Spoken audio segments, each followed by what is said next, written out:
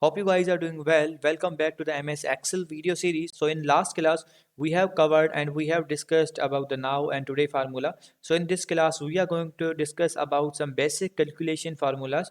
So the first of all we have is the sum, which is very useful for all. So what you have to do in the same way, you have to write the equal symbol. After that, you have to write the sum. After writing the sum, you just have to write the numbers which you want to sum. For example, I want the 20 and then you have to separate the values with the comma. So I'm going to write for the 40 and then press the comma, and now I'm 50 and the comma and the 60 for the comma. And now after closing the bracket, you have to press the enter. As you can see, the answer is here. The answer is 170. So there are two methods of using sum function. So this one is known as the constant method, and now we are going to discuss about the reference method. So I'm going to delete this. So I'm going to write some values here, for example 20, 30 and 60, and I want the total of these all here.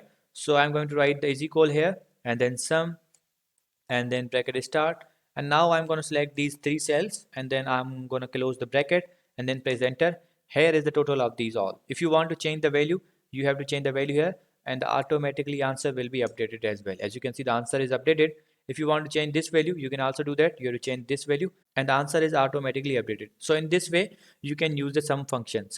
You can use the sum function in two methods: the constant method and the reference method. This one is known as the reference method. So I hope you guys understand this video, that how you can use the sum method, that how you can use the sum formula. So see you guys in the next video.